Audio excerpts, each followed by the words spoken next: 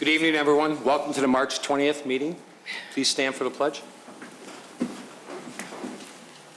I pledge allegiance to the flag of the United States of America and to the republic for which it stands, one nation, under God, indivisible, with liberty and justice for all. Thank you. Roll call, please. Okay, Trustee Brady? Here. Trustee Vito? Here. Trustee Lang? Here. Trustee Vogel? Here. Trustee Papantos? Present. Trustee Kruger? Present. President Argyris? Here. Entertain a motion to approve the minutes for the regular meeting of March 6, 2017. So moved. Motion by Trustee Lang. Second. Second by Trustee Brady. Roll call. Trustee Brady? Trustee Brady? Yes. Trustee Vito? Yes. Trustee Lang? Yes. Trustee Vogel? Yes. Trustee Papantos? Yes. Trustee Kruger? Yes. President Argyris? Yes. Proclamations. Any changes to the agenda? None this evening. Okay. Proclamations. Proclamations.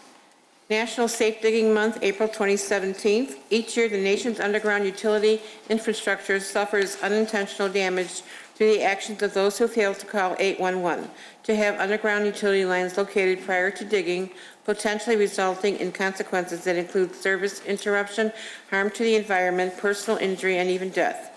In an effort to reduce these damages, the Common Ground Alliance and its members promote a national call before you dig number 811, designated by the Federal Communication Commission in 2005, to provide excavators and homeowners with a simple number to reach their local one-call center and request utility line locations at the intended dig site. Joint Utility Locating Information for Excavators, JULI, the one-call center for Wheeling and the rest of Illinois outside of Chicago, is one of the largest such centers in the nation and processes utility locating requests 24 hours a day, every day of the year. Excavators and homeowners will save time and money while keeping our communities safe and connected by observing established digging practices. Make a simple call to 811 in advance of any digging projects. Wait the required amount of time before beginning the project. Respect the marked lines by maintaining visual definition during the excavation and dig with care around the marks. The Village of Wheeling seeks to inform the public that safe digging is a shared responsibility. To know what's below, call 811 before you dig. Dean Argyris, President of the Village of Wheeling, does hereby proclaim the month of April 2017 as National Safe Digging Month in Wheeling and encourages excavators and homeowners to always call 811 before digging because safe digging is no accident. Thank you. Next one. Village of Wheeling, Wheeling Garden Club 20th anniversary. The Wheeling Garden Club was founded on March 12, 1997. The Wheeling Garden Club has promoted the love of gardening through community events such as its annual plant sale and has contributed to the beautification of 3 parks in Wheeling. The Wheeling Garden Club has dedicated itself to educating local gardeners through guest speakers and master gardeners. The Village of Wheeling is fortunate to have the Wheeling Garden Club as a long-standing presence in Wheeling. Dean Argyris, President of the Village of Wheeling, does hereby congratulate the Wheeling Garden Club on their 20th anniversary in the Village of Wheeling and calls upon the citizens of the village to recognize the significant contribution their organization has made and continues to make to our community. Thank you. Kathy?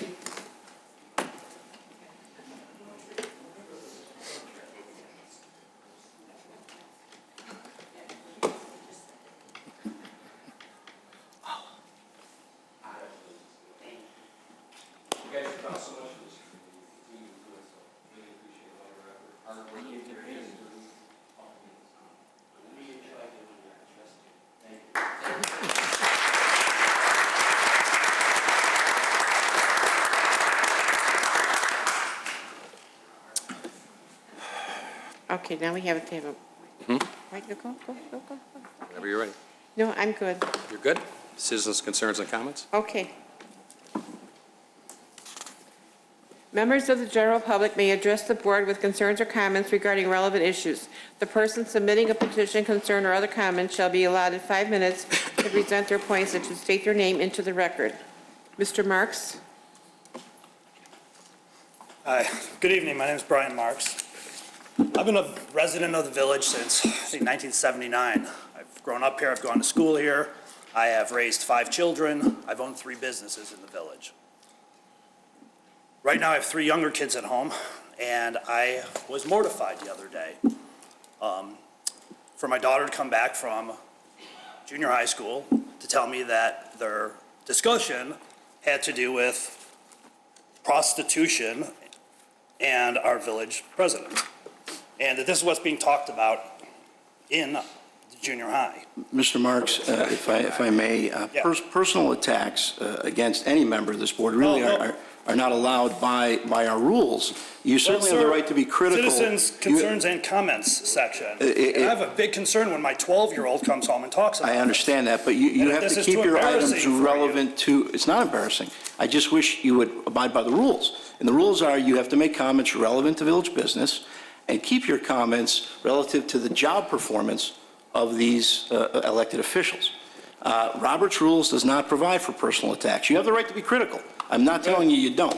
Well, But then I'll personal move on- attacks then I'll move related on to my second. to the president's personal life really aren't relevant to this body. It's now gone into my personal life. And my Wow, 12-year-old I'm daughter is going to ask me what these Sorry to words hear mean. that, sir, And but obviously other kids are talking about this. you've got to respect the rules of the classroom. body when you exercise your right to speak.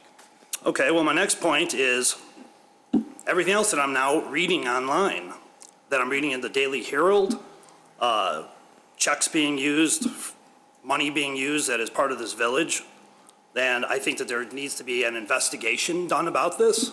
And I see, from what I'm seeing, it's just kind of being blown off. I'd like to know what's being done as far as an investigation. A complaint has been made to our police chief, and the police chief has turned over that complaint to the Cook County State's Attorney. And the purpose of that would be so that the organization isn't the one doing the investigation, that an outside organization would take a look at the allegations. And that's what they are at this point, allegations. So the Cook County State's Attorney has in its hands the complaint that's been filed by members of the community. Well, I've gone back and I've looked at the purchase reports or the reports, and I've seen all the spots where it says to be reimbursed, to be reimbursed, to be reimbursed, but I don't see where any of this money is being reimbursed. So I think that there needs to be an investigation on where this money goes, and it needs to be done both by the state's attorney and in-house. Okay, thank you. Mr. Caldwell?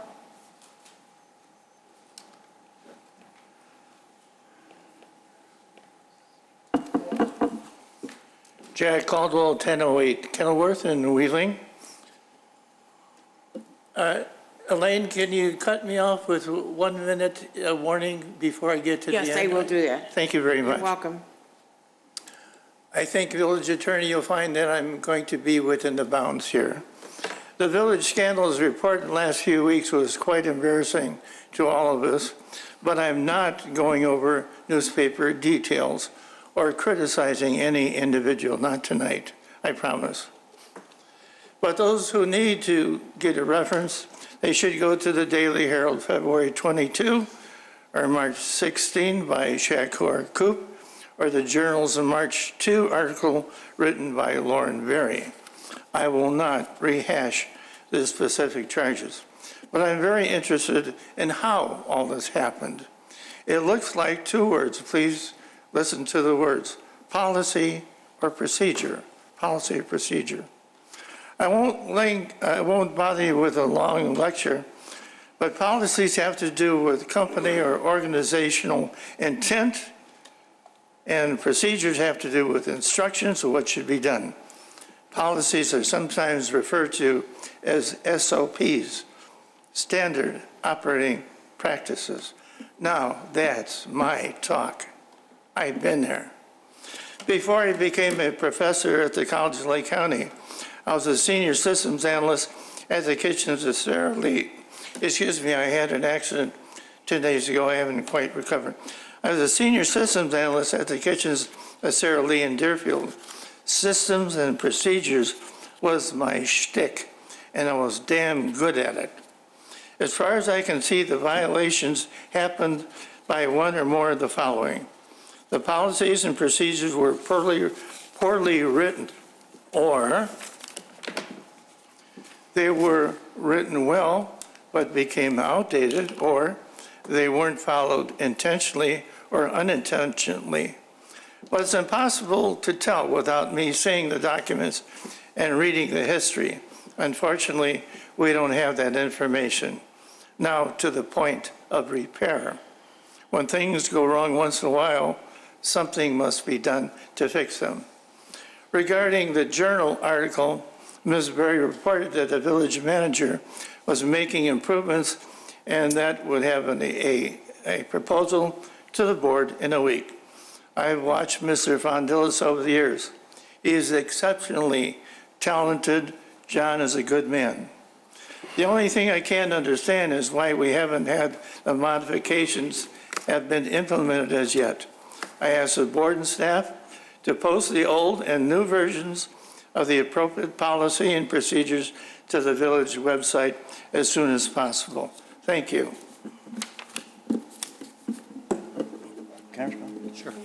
Mr. Caldwell, I think Ms. Berry is here, and she can tell you that I was very clear in that these are not board actionable policies. The new policy did go in place and was distributed to all card holders 2 weeks ago. Mr. Spangenberg? My name is Bill Spangenberg. I live at 109 Wilshire Drive. I have lived in Wheeling since 1984. I've been in my current home since 1990. Raised 3 children there. Some of you I recognize. If you don't remember, I served on this board as a trustee from 1997 to 2001. And after 2001, due to an event in my family, a tragic event, I never became involved in the village policies or procedures or office or anything like that. In 16 years, I've never felt the need to approach this body and to say anything until now. On a day-to-day basis, village business to our citizens means streetlights, sidewalks, water, police, and fire services. But we also expect integrity, credibility, and honesty from our elected officials. Unfortunately, our expectations from our elected officials have not been met. We have had our tax money and village property used for purposes other than village business. We are all concerned with restoring the image of our village government and regaining the public trust. Board of Trustees, as a sign of your cooperation and good faith, your role in this restoration should begin by repealing the recent pay increases for the village board, especially the 75% increase for the village president. Second, establish or reestablish an ethics commission. Third, pass an ordinance which requires all candidates for village office to file a statement listing pending litigation in which they are involved, including mortgage foreclosures, bankruptcies, collection cases and garnishments, repossessions, tax liens, and criminal arrests and convictions. Now I have just something for the village. Oh, we need to erase the perception that Wheeling is open to corruption. The village manager, I want to address this to you. The village president has admitted personal use of village property because he reimbursed the personal charges he put on the village credit card. Obviously, vehicle expenses should be reimbursed as well, personal use of the vehicle. So my question to you, Mr. Sfondilis, would you tell us when are you going to collect reimbursement from the village president for the gasoline, tolls, and other expenses from the president's personal use of the village vehicle? I don't know that this is a discussion, but I also don't know that there are personal uses. The village president, as far as I know, used the vehicle in accordance with the verbal and now written policy that he was held accountable for. The policy that was created recently, within the last month or so, is admirable. But what I'm referring to is the policy that's been in effect since June of 2007. That's Article 14 and Article 15 of your village procedures. It begins in 14 with no employee shall request or permit the use of village-owned vehicles, et cetera, except to conduct, in a few words, to conduct village business. All right. 15 says the village personnel director has to make a permanent assignment of a village-owned vehicle if one of three criteria is met. So my question to you, who is that personnel director that made the determination to assign a vehicle to the village president? Again, because I don't want to set precedent that this is going to be a public comment section here. He has 1 minute. Sir, But I will answer the question Yes, and thank say that the village president is not an employee. I have no authority over the village president. The use of that car was given to him by the village board. are you telling me there was an ordinance passed or a resolution that gave the car to I'm the... telling you no such thing. Who gave him the car? Who gave him the keys to the car? The village board granted him use of that car. When? I don't have the date. Don't you think you should know that? No, I don't.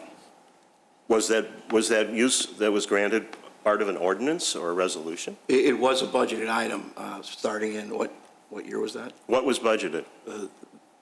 The vehicle use, the cost of the vehicle maintenance, and gasoline. Specifically assigned to the village president? It's in the budget, yes, sir. Now, are you going to make some efforts to collect for the use of the village vehicle? Your 5 minutes are up, Mr. Spangenberg. I asked some of you, I want an extension on that. Will you do it, Mr. Vito? Will you give me some more time? If I have the authority to, yeah, but I You don't. do. Any one of you can ask that a speaker give me. You know, the president is the chairman of the meeting. They certainly can make a motion to overrule the decision of the chair. The chair would be the one to make that decision. I'd really like an answer to this. This is village business, and I think it's gone far enough as far as trying to suppress. Well, what's the answer you're looking for? I want to know if it's the been a village. budgeted item. Are you going to make an effort to collect from the village president reimbursement for the gasoline and the tolls and You et cetera? just heard from the manager that the president has stated he has not used it for personal use. So, Mr. Spangenberg, what are you asking to be reimbursed? Exactly what? Any item that's not itemized as far as the village vehicle, as far as where it was used for village business, I have to presume that it was personal. How did he get to the restaurant that he used the credit card at that wasn't village business? Presume that, though. Because it's not itemized. It was presented to be used for official business. There's incidental personal use, as you've seen in the policy, not strictly personal use. No, I'm not talking about the new policy. I want to know. But what John has stated to you is, the new policy is a codification of what the verbal policy was meant to cover. Now, when you say reimbursement over the last 2 years, what we hear from the village president is, I didn't use it for personal use. I used it for village business use with incidental personal use. So I'm not sure exactly what it is you're asking. So you're saying then that all of the use of the vehicle by the village president was for village business? I'm telling you, all we know is what we've been told. By the village president? Correct. How is it that we are to get reimbursement for use that we don't actually know about? I guess help me out here. Did you ask him? Certainly we've asked him, and he stated. Hundreds of gallons of gasoline. Yeah. And tolls and so on. Did you ask him, what was this for? What was Look, that? I haven't had that conversation, but the manager and the staff has talked to the village president, and that's. And what was his answer? Were any minutes taken or notes or recordings or anything? You've got hundreds of gallons of gasoline. You've got tolls, all this. You have an admission of personal use of the credit card. Mr. Spangenberg, your time is up, sir. Thank you. You guys are. Thank you. This is not Ms. Wilson? Thank a you. good thing. This is not. This is not.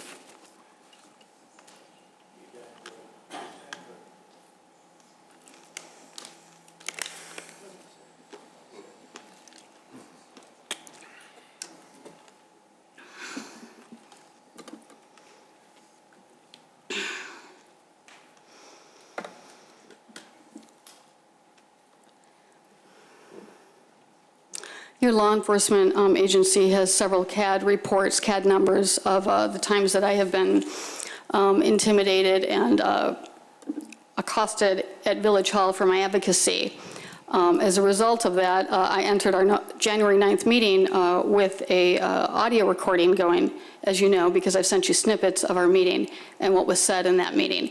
And in that meeting, you specifically said, does he use it for personal use? You said, is that appropriate? We think so.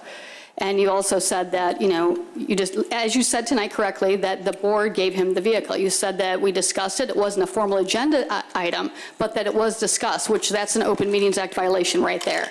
That's very disturbing. The example you gave me of what you thought was appropriate incidental use was, you gave me an example, if he has a funeral at 6:30 in the morning, he's got to be on the south side of Chicago, and then he's got village business in middle of the day, it didn't make sense for him to come all the way back from the south side from this funeral to Village Hall to collect the car and then get his personal car to go do some village business at. So you admitted to me in that meeting that he is using the village vehicle as a business expense for Colsack's funeral home.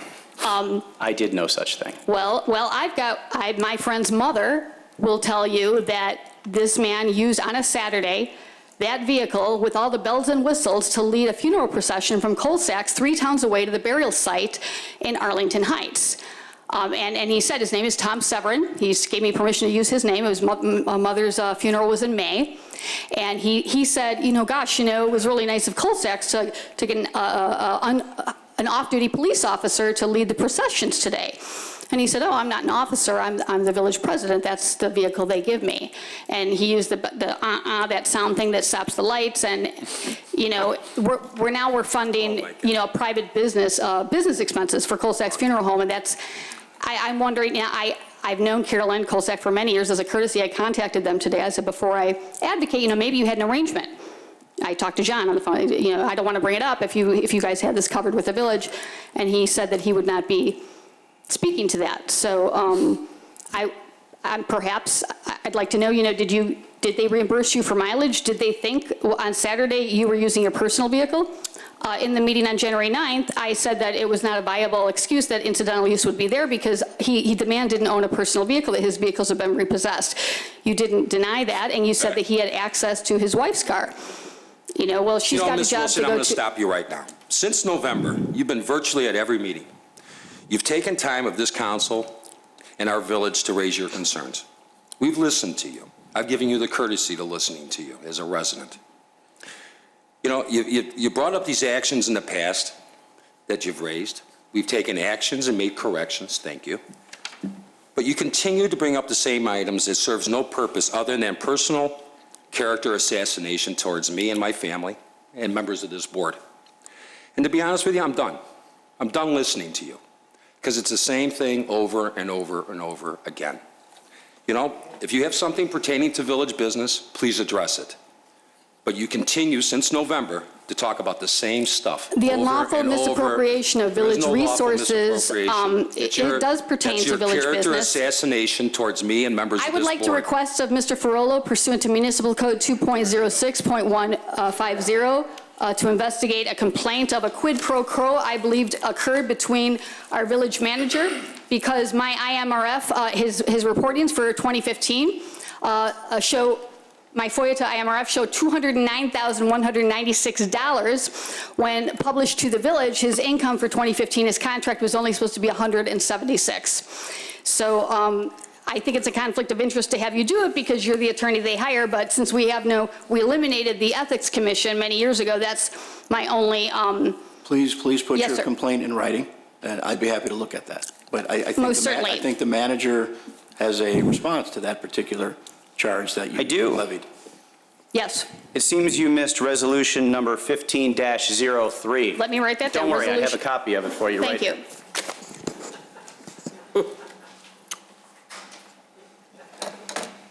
Ms. Wilson, your 5 minutes are up. Under Robert's Rules of Order, I can get another 60 seconds because my time was interrupted, and I wish to exercise that at this time. Yes, sir. Can I ask a favor? Sure. What is the FOIA cost so far that this woman has put the village through? Do you think it's been more than what you've used on the taxpayer dime No, on no, credit no, no. cards Why are and you attacking gasoline him? I asked a and the car question. accident you had in the Ms. SUV when Wilson, you wrecked it Ms. Wilson, when you were have cost the driving? taxpayers in this community for 6 months well over $100,000. And you have cost them the trust of their elected officials. You have violated the public trust by the unlawful administration, violation of Article 8 of the Illinois Constitution. Private use. Have a seat.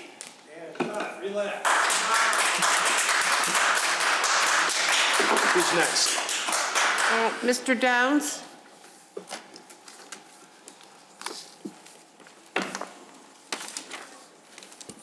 Hi, Jeffrey Downs, 1629 Longbow Court. Just calling attention to the board tonight for Resolution 13H. Here a little bit, please. Sorry. Thank you. I was like to address the board to make sure that they're reviewing all the incidentals regarding Resolution 13H this evening. According to the contract that you're proposing tonight with BA Lighting, the incremental cost to the state of Illinois, to the nation, for every light pole that you're looking to replace, your current cost per unit is $400.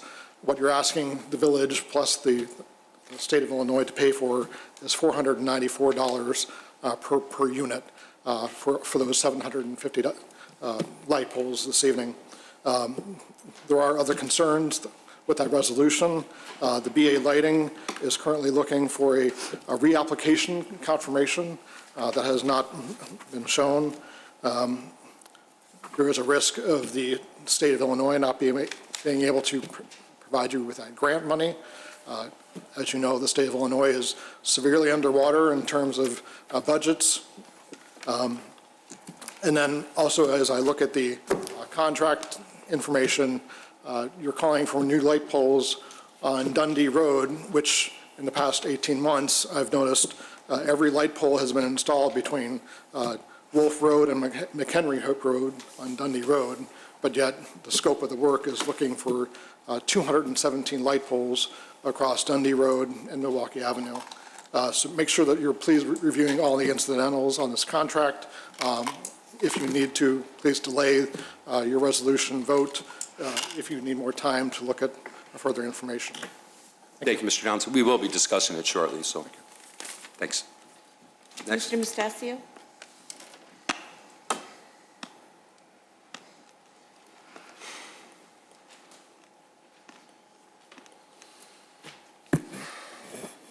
Good evening, village president, trustees, staff, anybody watching. My name is Phil Mestasio, reside on Jackson Drive. Normally, if I come to speak, I jot down some notes and just wing it, but what I've got to say tonight is important to me and I want to get it right, so I will just read what I've prepared. I've been coming to village meetings and following the village of Wheeling for over 20 years. Never before have I been so proud of the men and women who run our village and the governing board that gives them the direction. The progress in commercial development and infrastructure in our town far exceed what has been done in the past, and deliver a balanced budget as well is the envy of many surrounding suburbs. Never has a government been so transparent and accessible. Anyone with a concern can contact staff or trustees or the village president directly and get their message through. With that comes some responsibility from the residents. For several months at this microphone, we've had to endure endless harassment and insults to our staff and governing board.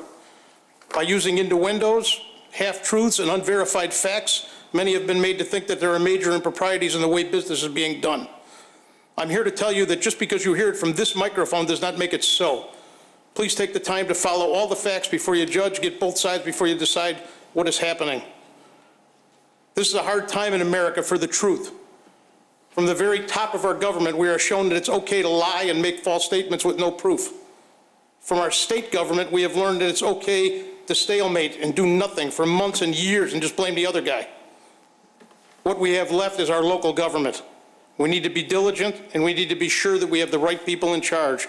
We deserve that, we pay for it, and I truly believe that we currently have the right people in place to move the ball forward in our village. I was taught growing up that I'm responsible for my actions, right or wrong. If you get it right, take a bow. If you get it wrong, fix it and go back to work. But always look at the big picture and make sure that your intentions are good and that you've looked out for the betterment of all around you. In closing, I'd just like to take a second to ask our residents to do that. Take the time to look out for those among us who could use that little bit of help in trying times.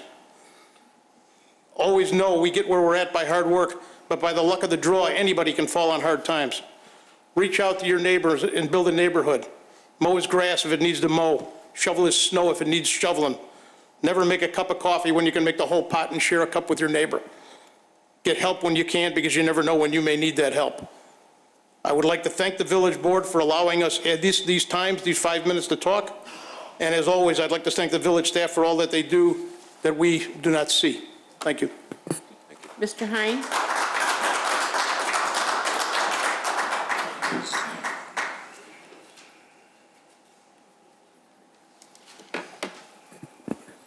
Good evening.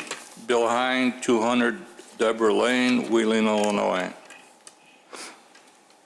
Over the last few weeks, we've been listening to a lot of innuendo, a lot of different things that happened before this board. But one thing that has not happened, there hasn't been a forum of the candidates that are running in this election to come forward to give us a platform on what they're running on, what they stand for, and where they want to take this village. On the other hand, this board has exercised their right and their duty to keep this village moving forward. And over the past 3.5 years, this village has seen great progress. Not that it hasn't over previous years, but this has been a hallmark of renovation, thoughtfulness, concern for citizens, and I know for a fact because I served with you all in previous boards and as president of this community. And I think I can speak to that point because I've seen it all here since 1955 when I came to this village. But I have never, ever seen a disrespect for people who volunteer their time to come forward and lead this community. You have made your mark, and it'll go on as being one of the best boards in a long time. But I do emphasize that I would like to have the rest of the candidates and the candidates that are running in this election to come forward in a forum to discuss the issues that are before this community and is detrimental to this community in moving forward. I find it very hard to understand why some of the things that have been said in the last few weeks have been continuously pounded at this board. But one thing will prevail. The citizens of this community have common sense, and it will prevail. So I'm asking you folks to put the olive branch out there, keep it high, and let's have the next 15 days of this election time meaningful to the residents of this community. Let's hear the issues, the real issues of this community. Thank you. That is it, Mr. President. Okay. Staff reports, Public Works Director Janik. Thank you. I'm excited to report to the board that recently the Northwest Municipal Conference agreed to provide the village with 80/20 funding, grant funding for the next section of lights on Dundee Road. That would be lights that extend from Northgate Parkway west all the way to the western edge of the village. As you know, 2 years ago we installed lights on Dundee Road on the east side of town, and now they're going to be extended to the west side of town, and we were waiting for the grant funding. This is approximately $750,000 of grant funding. Awesome. Thank you, Mark. When do you think they're going to be installed? We're hoping that they start getting installed this fall. This fall? All our easements are in place? We have 2 easements that have not been signed as far as I know, but we're working on that. Okay. They have the documents. Thanks, Mark. That's it? Yes. Consent agenda. All items listed on the consent agenda are considered to be routine by the village board and will be enacted by one motion. There will be no separate discussion of these items unless a board member or citizen so requests, in which event the item will be removed from the general order of business and considered after all other agenda items. 11A, A resolution granting a tag day permit to Misericordia Heart of Mercy for the dates of April 28th and 29th, 2017. 11B, resolution authorizing the publication of the official zoning map to document zoning map corrections and recent zoning changes. 11C, resolution waiving the fidelity bond requirement for Wings of an Angel to conduct a raffle event from April 2017 to April 2018. 11D, resolution authorizing the village president and village clerk to execute a renewed lease between the village and the Wheeling Prospect Heights Area Chamber of Commerce and Industry. Thank you. Any concerns, comments? I have one. I think I need to recuse myself from 11D as vice president of the chamber. I don't know if we have to pull it off the agenda or just I stay out of that. Well, why don't we? We should pull it off. 13. Vote on it separately. Let's make that 13. Oh, dear. I didn't mean to say that. Huh? I didn't mean to say It's okay. that. So we'll pull 13J. 11D, which will become new business 13J. 13J, 11D. Okay. Any other concerns or comments? Okay. Make a motion to approve. Motion by trustee Vogel. I'll second. Second by trustee Lang. Roll call. Trustee Vogel, trustee Lang. Thank you. Okay,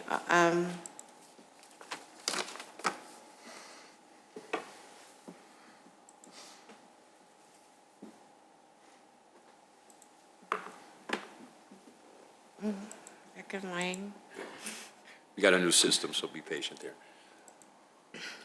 I don't know what I'm doing. Anyways, trustee Brady, Yes. trustee Vito, Yes. trustee Lang, I'm sorry. Yes. trustee Vogel, Yes. trustee Papantos, Yes. trustee Kruger, Yes. trustee Arderis. I'm sorry, trustee Vito threw me off. Okay, yes.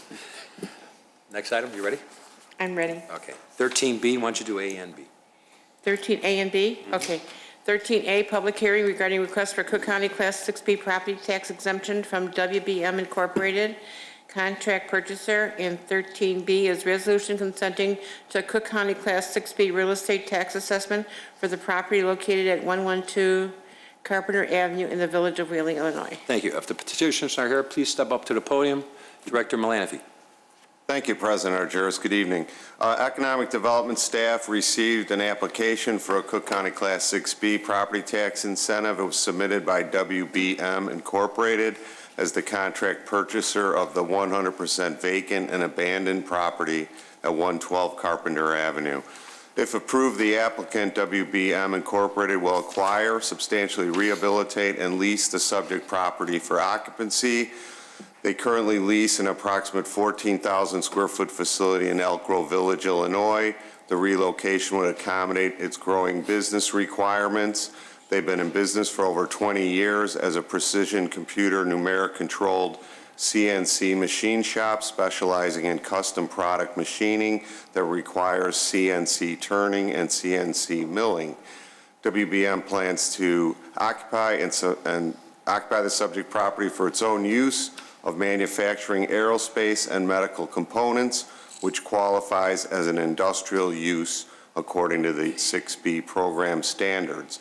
The subject property is comprised of approximately 30,000 square feet, industrial facilities situated on approximately 59,000 square feet of land. The applicant budgets the cost to repair and improve the roughly 37-year-old property in preparation for occupancy to be approximately $150,000. The proposed work includes rebuilding the office area, installing a new electrical distribution system, installing TB lighting, installing high air pressure throughout the floor, and other general maintenance. The property has been 100% vacant and abandoned since June 2014.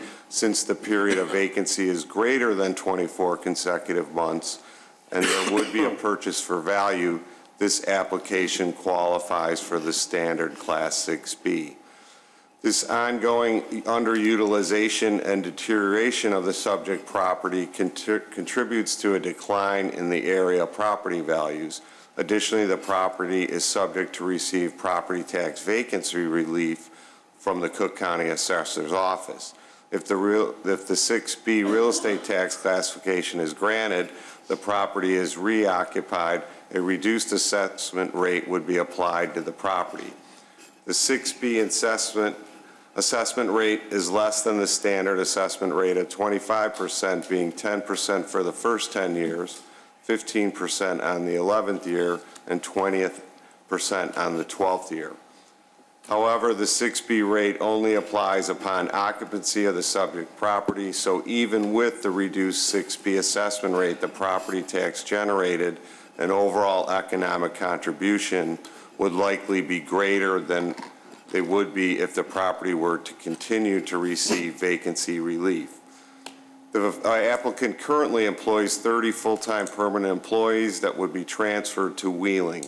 The applicant plans to add 3 to 4 new positions in the near term and an additional 5 to 10 employees in the first 3 years. Approximately 5 to 10 temporary construction jobs are projected to be created during the rehabilitation. Village staff has reviewed the application as summarized and recommends approval of the 6B tax classification. The applicant is here to answer any questions the board may have. Thank you, John. You're welcome. Good evening, gentlemen. State your name for the record. My name is Gary Iclough, I-K-L-O-V. And Zachary Kafitz on behalf of Gary and WBM Inc. Welcome. This is a public hearing. Does anybody from the audience wish to speak regarding this matter? Let the record show that nobody wishes to speak. At this time, I entertain a motion to close the public hearing. So moved. Motion by Trustee Papantos, second by Trustee Kruger. Roll call. Trustee Brady? Yes. Trustee Vito? Yes. Trustee Lang? Yes. Trustee Vogel? Yes. Trustee Papantos? Yes. Trustee Kruger? Yes. Trustee Argyris? I'm sorry, President Argyris? Yes. Patience. No problem. Okay. Thank you. Welcome, gentlemen. Why don't you tell us a little bit about your business? Well, the business is established about 25 years ago in the form of precision CNC machining company. We've been servicing a lot of medical companies, a lot of automation companies, and I've been trying to extend the business by moving in a larger facility. And actually, this facility I've seen almost a year ago, but it was not in a shape as it is right now. So now it's a good time to move here. So I know this area actually has a lot of people who I might employ, and I'm just kind of looking forward to be here, and heard about a lot of good things from my neighbor about you guys, and it was one of the reasons me choosing Wheeling. So, and so far so good. Good.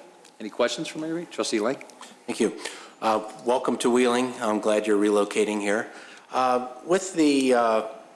Usually with the 6Bs, I notice that there's usually a lot more put into rehabbing the building, and you're pretty fortunate that you don't have to put a lot into it this time. Good for you. Can you do something with the landscaping? And for that fact, the landscaping is a little overgrown in the front, and it could use some sprucing up, definitely. Well, I'm definitely open to see what can be done, and I'm kind of also, interested to having the whole building, from outside look much better than it is right now, because it's going to be more appealing for my customers and for people driving around. So absolutely. I definitely will consider that. Great. Thank you. Anybody else? Entertain a motion to approve. So moved. Motion by Trustee Vogel. Second. Second by Trustee Brady. Roll call. Trustee Brady? Yes. Trustee Vito? Yes. Trustee Lang? Yes. Trustee Vogel? Yes. Trustee Papantos? Yes. Trustee Kruger? Yes. President Argyris? Yes. Wish you the best of luck. Thank you so much. Thank you. Thank you very much. Thank you. Thank you. 13C. 13C, ordinance granting special use site plan approval for recreation and instruction facility, I Love Kickboxing, at 45 Huntington Lane, docket number 2017-1. Thank you. Director Jennings, and if the petitioners are here, please step forward. Thank you. Thank you. Petitioner is requesting special use approval for a kickboxing instruction facility. Due to the size of the facility, it does require special use. It's above the minimum threshold for triggering that public hearing requirement. Plan Commission did not have any major concerns. They recommended approval with one condition, and that condition would be that the business add bicycle parking, a bike rack at the front of the facility. With that, I would turn it over to the petitioner. Thank you. Please state your name. Xiaoling Li. Welcome, Mr. Li. Any questions from the board? I'll entertain a motion then. So moved. Motion by trustee Kruger, Second. second by trustee Papantos. Roll call. Trustee Brady? Yes. Trustee Vito? Yes. Trustee Lang? Yes. Trustee Vogel? Yes. Trustee Papantos? Yes. Trustee Kruger? Yes. President Argyros? Yes. When do you plan on opening? As soon as I can. So I'm, getting the landlord to clean up the space first, and then it's be my turn to do the build out and then hire people. I hope June. Okay. Yeah. Well, let us know.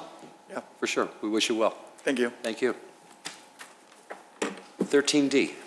13D is ordinance granting a variation from Title 19 zoning of the Wheeling Municipal Code relating to building setbacks requirements at 412 North Milwaukee Avenue, docket number 2017-2A. Thank you. Director Jennings? Thank you. This is actually paired together with the new agenda format. It's a little bit harder to see. Well, but- why don't we read E for the D, record as well? Okay, ordinance repealing ordinance 3897 and granting special use site plan approval for a sit-down restaurant, Boston's Fish Market at 412 North Milwaukee Avenue, docket number 2017-2B. Thank you. Director Jennings? Thank you. The petitioner, as was just read, is requesting two different zoning actions to facilitate the build-out of the Boston Fish Market in the former Pete Miller's location at 412 North Milwaukee. The first item is a variation. The petitioner's plans for the building do require an extension of the existing non-conforming setback on the south property line. There's an addition for storage purposes that you can see on their plans. In addition to that, they are requesting minor site plan modifications in conjunction with the special use that involve an addition for a retail area that can also be used as additional seating, referred to on the plans as the porch area. The Plan Commission recommendation did have a few conditions of approval, but no major concerns. Number one, that the retail sale of fish is allowed. Number two, that prior to occupancy, the petitioner will provide a lighting plan that demonstrates the existing lights meet the illumination levels of the zoning code. And number three, that refuse in the room addition shall only be accessible from the exterior. There should be no entrance from the dry storage area into the trash room. It is a repeal and replace ordinance. The code references have been updated since the P. Miller's ordinance was approved, so this would repeal that ordinance and replace it fully. And those conditions apply to both ordinances? It applies specifically to the special use, not to the variation. Okay. Welcome. State your name, please. I'm David Arena, counsel for Boston Fish Market. Hello, David.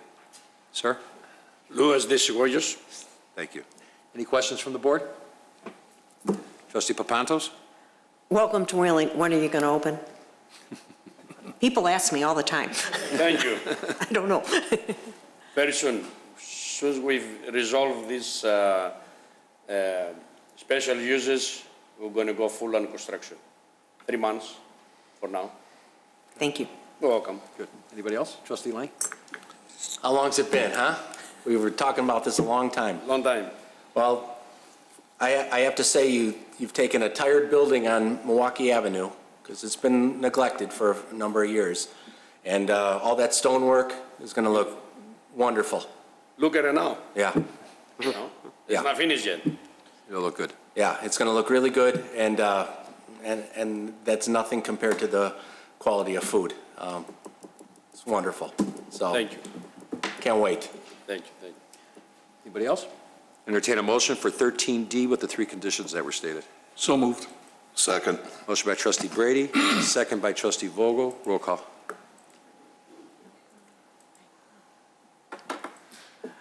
Trustee Brady? Yes. Trustee Vito? Yes. Trustee Lang? Yes. Trustee Vogel? Yes. Trustee Papantos? Yes. Trustee Kruger? Yes. President Argyros? Yes. Entertain a motion for 13D, E. Wait, 13E, okay. Right. So moved. Motion by Second. trustee Lang, second by trustee Kruger. Roll call. Trustee Lang. And those conditions apply to the special use, just for correction. Thank you. Trustee Brady? Yes. Trustee Vito? Yes. Trustee Lang? Yes. Trustee Vogel? Yes. Trustee Papantos? Yes. Trustee Kruger? Yes. President Argyros? Yes. Go to work. Thanks. Thank you. Good luck, Thank guys. you. Thank you, everybody. 13F. 13F, resolution approving a 5-year contract with NCAP Incorporated for the maintenance and monitoring of Buffalo Creek for a total amount of $29,575. Thank you. Director Janik. Thank you. This is a 5-year contract with NCAP Incorporated that has to do with maintenance and monitoring of approximately 3,000 linear feet of Buffalo Creek north of Valley Stream Drive. As you might remember, a number of years ago, that portion of the creek was worked on with grants from CMAP and State of Illinois due to erosion, for erosion control. This contract, we've been working with NCAP for the past 5 years on this section of creek, and this is an extension of that contract for another 5 years.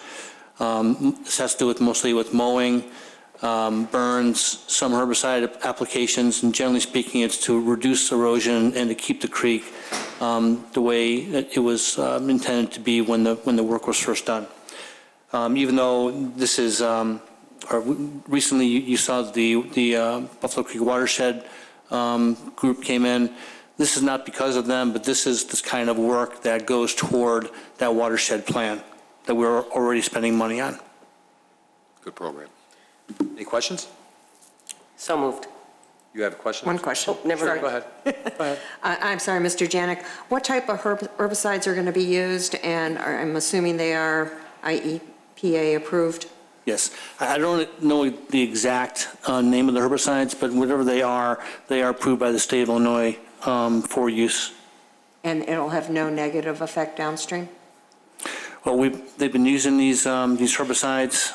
As far as I know, these are licensed contractors, and whatever herbicides they're using, at least they're not known to have a long-lasting effect.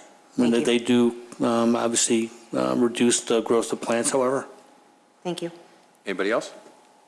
Motion was made by Trustee Kruger, second by? Second. Trustee Papantos, roll call. Trustee Brady? Yes. Trustee Vito? Yes. Trustee Lang? Yes. Trustee Vogel? Yes. Trustee Papantos? Yes. Trustee Kruger? Yes. President Argyros? Yes. 13G.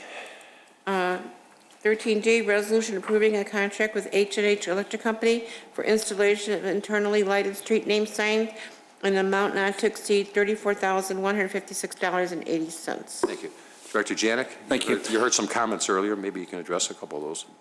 That's the next. I'm sorry. Next contract. You're right. H. Sorry. This contract has to do with 8 hanging internally lit street signs similar to the ones that are at Community Boulevard.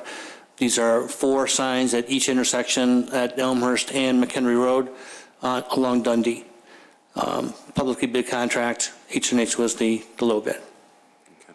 Questions from anybody? Trustee Vogel? Not a question. Just if you look outside, I mean, they're really sharp. No, they're very good looking. If they look, I mean. Absolutely. Nice. I would ask if we can maybe even expand it a little bit. Northgate and Dundee, Milwaukee, Wolf area there by the Weston, Milwaukee, Dundee. Maybe we can put some money in the budget in the future to have some uniformity there and continue with that streetscape with the signage, since the IDOT seems to be okay with us having it. So I think it does look great, and a lot of people have commented on it. They can actually see Community Boulevard or see street signs now, so it's good. Amazingly, this took, between the bid and getting IDOT to review, took us approximately 6 months. Yeah. I know. Well, let's stay on that then. Probably take another 6 months. So, okay, entertain a motion? So moved. Second. Motion by Trustee Lang, second by Trustee Vogel. Roll call. Trustee Brady? Yes. Trustee Vito? Yes. Trustee Lang? Yes. Trustee Vogel? Yes. Trustee Papantos? Yes. Trustee Kruger? Yes. President Argyros? Yes. 13H. 13H, resolution waiving competitive bidding and accepting a proposal in the amount of $370,524.04 from BA Lighting for LED street light fixture purchase and replacement utilizing a State of Illinois DCEO Energy Conservation rebate grant. Thank you. Director Janik. Thank you. In 2009, the village entered into a agreement, a similar grant from the DCEO for installation of LED street lights. We installed approximately 249 lights at that time. We got a $160,000 grant. This project is very similar. Okay, we had success in installing the LED lights. There's a substantial savings relative to energy use with LED, so it reduces the village costs. It's a green sort of a movement to do, something to do for us. Now, this grant is from the same agency. It's for approximately $235,000, and it has to do with approximately 750 more streetlights that we would switch from metal halide and high-pressure sodium to LED. There was a question from the audience a little while ago relative to Dundee Road and Milwaukee Avenue. He's right. Those lights were just put up. Amazingly, those lights and those ballasts, we're having trouble actually finding those now. The next stage that I discussed earlier tonight about the grant we got from Northwest Municipal Conference, those are all going to be LED. I know it's a little bit crazy. We just installed high-pressure sodium, state contract, and now we're going to be putting in LED. So we are going to have to switch those out at some point, and this grant's going to help us do that. Milwaukee Avenue is the same thing. So this grant would be for both residential, industrial, as well as our state routes. Now, the question of whether or not this grant is going to come through, I'm confident that it will. We received it previously. We have gotten assurance, or we've gotten letters that has provided from DCO that we've been approved and the money is there. We're not the only community that's taken advantage of this grant, but there is a risk, as I stated in my memorandum. So that's what it is. Questions? Okay, entertain a motion to approve. So moved. Motion by trustee Lang. Second. Second by trustee Papantos. Roll call. Trustee Brady? Yes. Trustee Vito? Yes. Trustee Lang? Yes.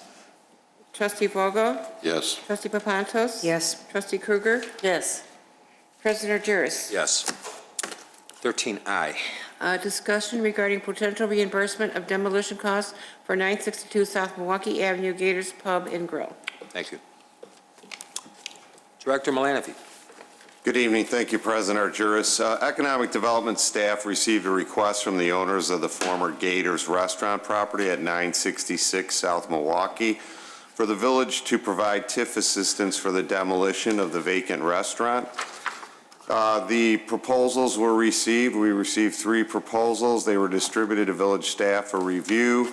The proposals range in cost from $65,000 to $71,300. Staff is requesting the village board authorize us to prepare a reimbursement agreement to fund 70% of the cost of the demolition to eradicate commercial blight in the Southeast 2 TIF district. The owners indicate that the properties received limited interest from developers, restaurants, and retailers since it closed. The vacant former restaurant structure is approximately 40 years old, and there is significant deferred maintenance. The cost to perform the necessary maintenance and rehabilitation on the building to accommodate a restaurant use may be greater than the cost of demolition and new construction. And the value of the subject property is in the land. At least one restaurant has just recently expressed an interest in the property for redevelopment. The property is located at the gateway to the village of Wheeling and Restaurant Row. Our Southeast 2 TIF district was established to improve this area and eradicate commercial blight. The village has, as you know, has made substantial investments in the area, particularly with the engineering work at the village-owned sites at 769 to 835 South Milwaukee. The property meets the criteria for commercial blight based upon the building's age, deteriorated condition, and functional obsolescence. And commercial blight negatively impacts the desirability and image of this site and surrounding area, and the demolition of the structure would mitigate commercial blight and remove a cost barrier to redevelopment. So the demolition would be a TIF eligible expense.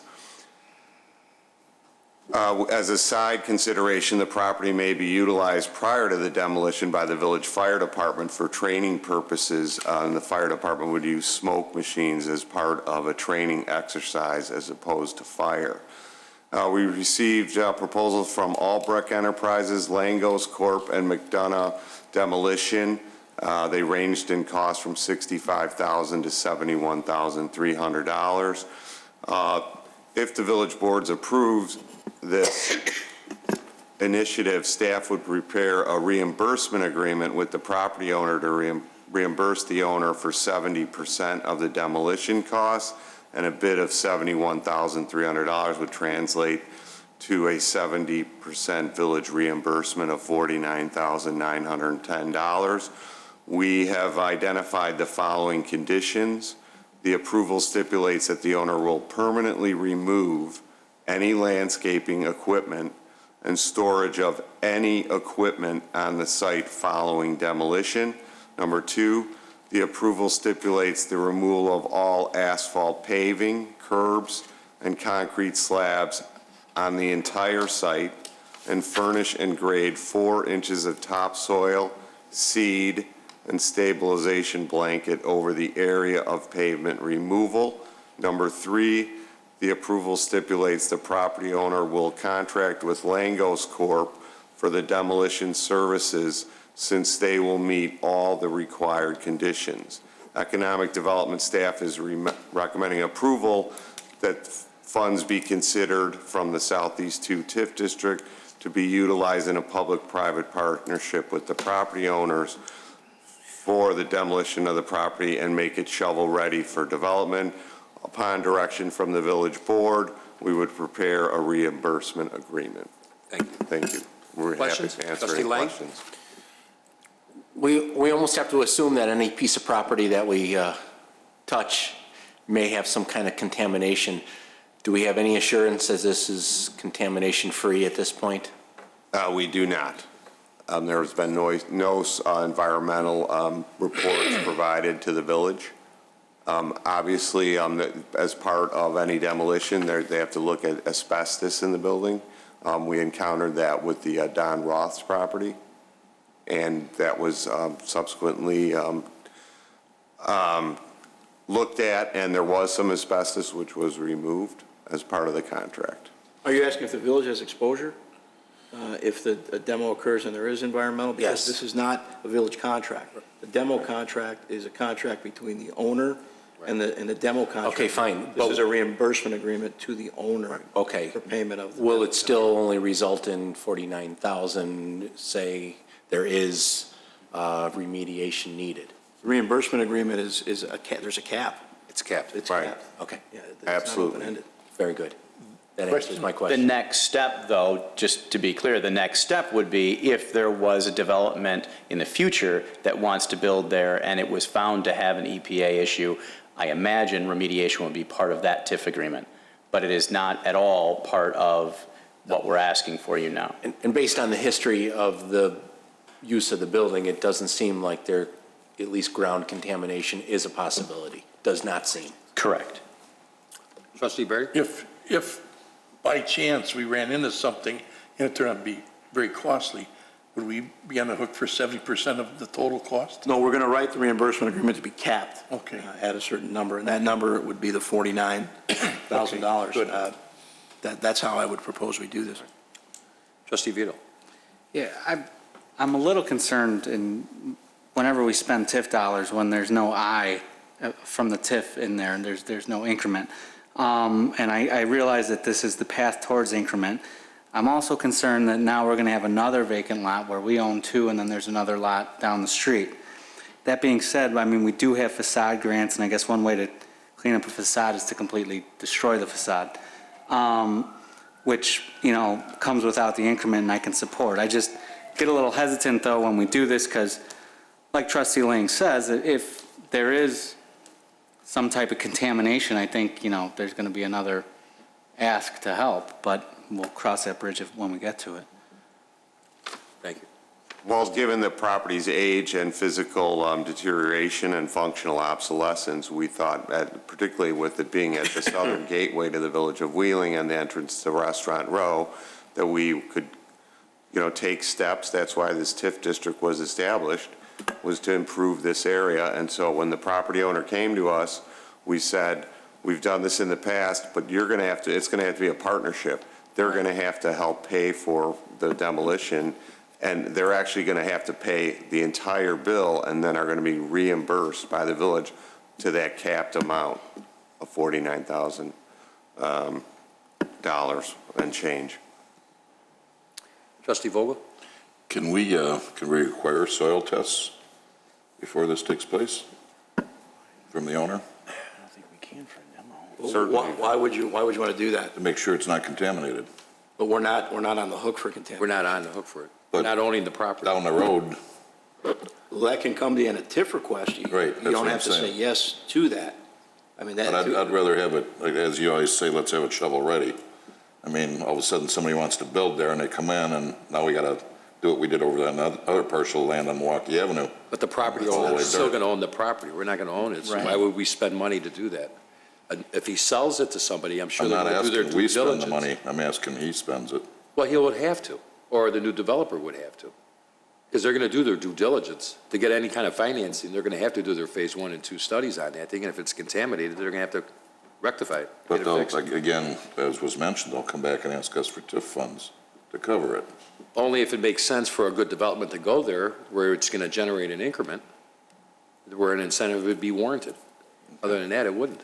Right, well, They may stay empty there forever. Who knows? Guys here, we want it shovel ready. Okay, and to me, if they turn up contamination, it's not shovel ready, so that's why I brought it up. I understand. If it's not necessary, we'll see down the road when I come back. That's what's good about this, because this would be capped just for demolition itself with a dollar amount. Again, like staff said, if somebody else comes in, then we got to look at the big picture. What kind of use? What's going in there that would generate an increment that would warrant an incentive? So we'll look at that down the path, down the road. It might be easiest to think of this more as a beautification project than anything. It is beautification because it is the entryway to our community on the south side, and we're helping the owner to take down a building for purely aesthetic value. Also, though, once that building is down, it becomes more attractive for future redevelopment. But you're correct, that redevelopment in the future may have to deal with if there are any existing EPA issues. And we would deal with that if and only if there was a real project to be constructed. Okay, thank you. Trustee Papantos? Yes, I have the same concern as Trustee Vito, that we don't have an increment going on with this property.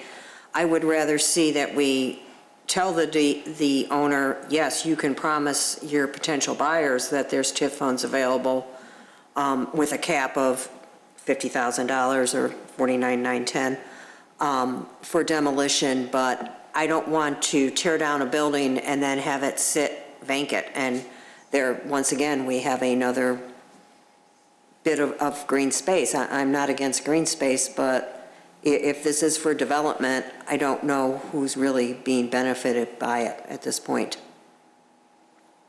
Trustee Kruger? Thank you. First question is, will the property, it's currently zoned B3, it will remain B3 after demolition? Yes, unless some kind of rezoning action is taken by the owner.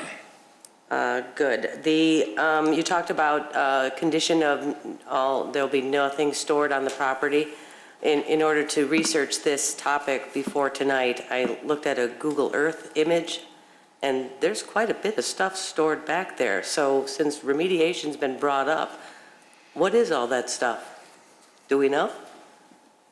We obviously see that there's quite a bit of storage of equipment, landscaping, boats, and so forth. And that's why actually Chief McIsaac brought this up during a staff meeting, that if we tear down that building, we're going to see a lot of equipment stored back there. And that's why we stated in our memo that we would, if we're going to enter into a reimbursement agreement, that there's going to be 3 conditions, one of which is that no equipment would be stored on that site. Yeah, because what's the point of cleaning it up if you're going to expose what I saw from Google Earth. Yes. My next question is probably just a reiteration.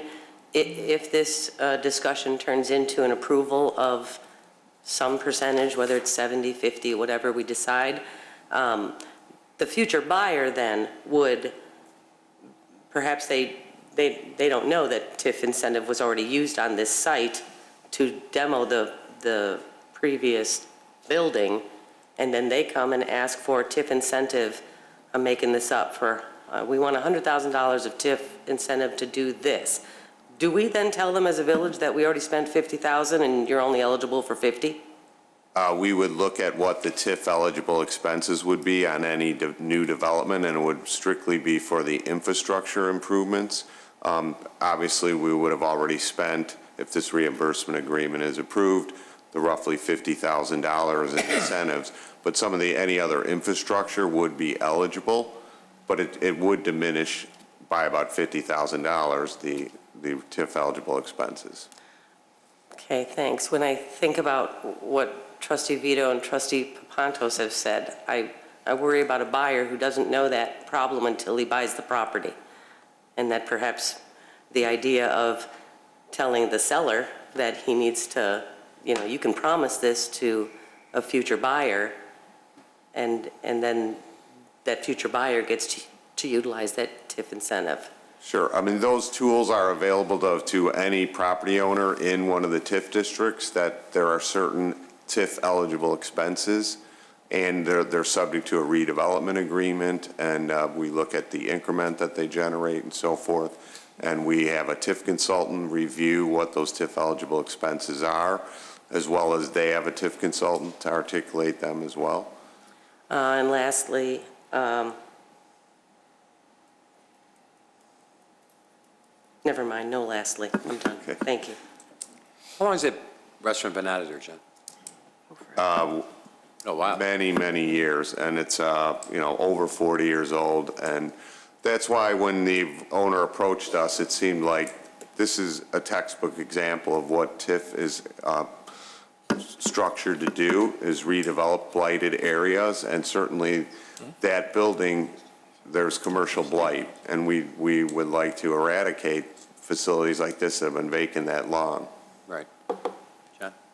I'd just like to clarify what the ask is for tonight. We've talked a lot about a redevelopment deal. That is not what you're being asked to approve. What we want to know is if the board would like us to bring you a redevelopment deal in order to do this. I know we got a little deep in the weeds about what the deal would look like, but the request tonight, just so that no one is confused up here or out there, it's just if you would like to see a deal come before you. It's simply a reimbursement. A reimbursement. It's not a redevelopment. I'm sorry, it's, yeah, I'm sorry, purely reimbursement. absolutely, my misquote. Mr. President, Yes, sir. that building is old and tired. It's been remodeled so many times through the years. I think the best thing that could happen to it is to knock it down. But the beauty part about using the TIF funds to do this is, I don't think people realize the value of that piece of property. It is a nice piece of property. It's deep, it's in a great location. With that building sitting there, it doesn't attract anybody, but if that were an open space, and people would see the value of that piece of property, I think it would move a lot better. $50,000, like you said, several people said, this is what TIF funds are earmarked for, this type of expenditure, and I think we should do it. I agree with you and what Director Malanofi is stating. This place has been empty for many, many years. It's blighted. And I think we owe it to the residents to the north at Rivermill that look out their windows every day and have to see that. It is an entranceway into our community from the south going north. It is going to be a tool that will be inventoried when something new comes there as the dollars that we are spending. But they clean it up, get rid of that outdoor storage that illegally they're putting there. And I think we owe it to the residents around there. I mean, you got River Mills right next door. There's a lot of homes there that butt around that property. And I think it's time that we do start cleaning it up. And, Don Ross we did. Otherwise, we'd be still looking at Don Ross, an empty building all these years. I mean, we're dealing with this now with La Francais. It's something that we're going to talk about in the future. I mean, there are ordinances in the books for abandoned buildings, and we need to look at those things clearly. And if they are in the TIF district, and my belief is to use those funds to clean up those blighted areas and move forward. And hopefully, you'll get somebody in there that'll really want to build something new, because you're right, it's 40 years old, it's out of code, and it's probably cheaper to knock it down versus trying to renovate it, unfortunately. So I'm going to ask for consensus, starting with you, Trustee Brady, yes or no, to move forward for staff to get a document together? Yes. Board, okay. Trustee Kruger? Yes, with the conditions stated. Thank you. Trustee Lang? Yes. Trustee Vito? Yes. Trustee Papantos? No. Trustee Vogel? Yes. And myself, yes. So you have your direction 6-1 to move forward with the document. Thank you. Thank you. Item number 11D is now 13J. I'm going to ask the village clerk to read it for the record. Okay. 13J, resolution authorizing the village president and village clerk to execute a renewed lease between the Village of Wheeling and the Prospect Heights Area Chamber of Commerce and Industry. Thank you. The item was pulled by Trustee Vito. Trustee Right. Vito? The reason? I'm vice president of the chamber, so I'm abstaining. Thank you. Any other questions or concerns regarding this item? Entertain a motion to approve by Trustee Second. Lang, second by Trustee Kruger. Roll call. Okay, just, There you go. okay. Trustee Brady, Yes. trustee Vito, Abstain. okay. Trustee Lang, Yes. trustee Vogel, Yes. trustee Papantos. Yes. Trustee Kruger. Yes. President Argyris. Yes. Official communication, Trustee Kruger. Nothing this evening, thank you. Trustee Vito. I have nothing. Trustee Brady. Well, as long as we talked about signs a little earlier, how are we doing on the neighborhood identification signs? Trustee Jennings? I mean, Director Jennings. You just were demoted. There you go. Or elected. So there's a couple of different things that are now, as this has evolved, there's a couple of different things that are related. The neighborhood identification signage is related now to the, obviously, the neighborhood naming, what the signs would actually have on them. We are ramping up toward posting a couple of things. One on our website, seeking public comment on the names of the identifiable neighborhoods. We're going to have a hard copy version of that placed in the lobby. We've been talking to the library and the Park District about putting it in some public buildings that get a lot more foot traffic. We'll put something in our lobby here as well. Get some neighborhood identification feedback. The Plan Commission has also been asked to look at the design of the sign. The first round of review at the Plan Commission, they were requesting that the neighborhood signs match up with the village monument signs, which are currently under some design consideration. So what we're hoping to have in the next month or so is some preliminary information about the village entrance monument sign, which would then feed into the neighborhood sign. So we'll be doing that at the same time that we're soliciting feedback on the neighborhood names. Good, thank you. That's it. Okay. Trustee Vogel. Nothing, thank you. Fish fry this week, Friday? Yes, 3 more weeks. A little reminder, when, where? Friday nights from 4 to 8 at St. Joe's Social Hall. Great. Trustee Papantos. Yes, thank you. I hate to sound like a broken record, but 2 items. Post office, mailbox? Anybody? Thank you, trustee Papantos. We contacted the postmaster. The mailbox is on order. We asked for some follow-up, which we have not received, but I will follow up tomorrow with her again. Thank you. It's really difficult if you live on the east side of town and you just want to drop a letter in the box. You have to exit going west and then Absolutely. do a U-turn. And they did agree that they're going to put it on the island so that you can pull in and make a U-turn after you drop your letters and go right out Community Boulevard. Thank you. And 43 West Dundee Road, it's spring. They're talking 70-degree temperatures out here. When are we going to start the landscaping? The signs do look very nice on the building. They have a temporary CO, and one of the items for the temporary CO is the landscaping. We met with them last week. We expect to meet with them and their landscaper again in the next week or so. Thank you. Trustee Vogel. Suggestion on the post office. They do have a little box out there for suggestions. And I filled out 10. Is it full? I filled out 10 cards on Saturday, so if anybody's in the post office, take a minute and fill one out. And Did you have to keep there you turning go. around? Maybe she'll respond. Trustee Lang? I can't find my notes on this convoluted system, but I think I can remember. Update on Devon Bank lead certification turbines. And also, same in the western parking lot, the chain link fence surrounding. Do we have any update on that of what's going on and any remedies? No, there's nothing new to report on either of those. We can check back in with the Devon Bank and see if they've had any progress on the restoring movement to the turbines.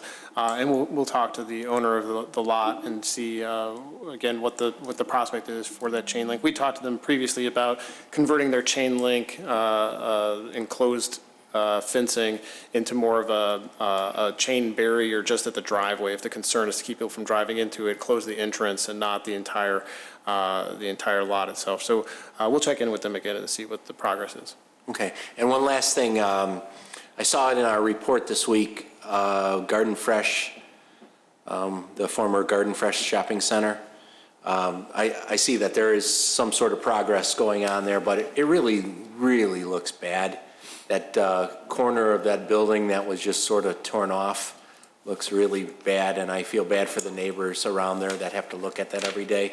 Is there some sort of remedy we could ask for that in the meantime? We did have an inspector out there in the last month or so to talk with them about that, and I'll follow up and see if there's been any response on it. Thank you. Clerk Simpson. Hi, a reminder on this coming Sunday, the WCPAA will be having a fundraiser at Wapagetti's from 1 to 4. It's all you can eat spaghetti and salad, and the cost is $10 a person. Also starting today, early voting at the Korean Culture Center of Chicago at 9915 Capitol Drive, Wheeling, Illinois. They're open Monday through Friday from 9 a.m. to 5 p.m. and Saturday from 9 a.m. to 5 p.m. Thank you. You're welcome. John? Nothing this evening, thank you. Okay. Just a couple of things to touch base on. The village manager and I were in Springfield last week. Needless to say, kind of somber over there. Just making sure they hear our concerns. We were there with other municipalities and mayors and managers. And unfortunately, there's not a real bright light at that end of that tunnel. It seems like this is going to be a drawn-out process with our legislators down there. One thing that was enlightening to me was meeting a couple of legislators who are hurting very badly because they haven't gotten paid since June. One we met is an Uber driver. Remember that one, John? Another one is a woman who is a single mom who was talking about or just filed for bankruptcy because they've gone 7 months, 8 months without pay. For some of the legislators, they have their own businesses. Many of them are attorneys. But for others, this is their livelihood. This is their job. So that was something that really hit hard on. We met with leadership, and again, we're trying to work with them. And you do see a progress going on there with, whether it be Democrat or Republican side on the leadership, on the Senate side, but it's become very, very political from the governor and other agencies there working to not move forward and trying to find some resolution on this budget crisis. So that was kind of tough to go through that the last couple of days. On a brighter note, as many of you know, a week ago last Saturday, I had the honor of having my mustache shaved for a really good cause. And, with everything that's been going on, that was a real happy day to see our police staff, our fire staff there, quite a few hundred people there. And I was happy to report I raised almost $7,000 for that mustache for children's cancer research. These are the things that we need to be doing, all of us. And when you can give back like that, and believe me, it was very hard for me after 42 years to cut this thing off. I'm trying to grow it back, but I see a lot of white there, and it's starting to worry me. But it was a good time, and I thank all those who contributed and the support of our fire department and police department for given me the support to be there. And looking forward to watching somebody else do that next year, not me. So, with that being said, we do have bills to approve this evening from March 2nd through March 15, 2017. I entertain a motion to approve. So moved. Motion by trustee Vogel, second by Second. trustee Papantos. Roll call? Trustee Brady? Yes. Trustee Vito? Yes. Trustee Lang? Yes. Trustee Vogel? Yes. Trustee Papantos? Yes. Trustee Krueger? Yes. President Jarvis? Yes, we do have executive session this evening. The setting of a price for sale or lease of property owned by the village, the purchase or lease of real property for the use of the public body, and collective negotiating matters. Entertain a motion to go to an exec. So moved. Motion by trustee Krueger. Second. Second by trustee Brady. Roll call. Trustee Brady? Yes. Trustee Vito? Yes. Trustee Lang? Yes. Trustee Vogel? Yes. Trustee Papantos? Yes. Trustee Krueger? Yes. President Jarvis? Yes, let's go into executive session at 8:05, 10 minutes. Okay? Good night, everyone. Good night.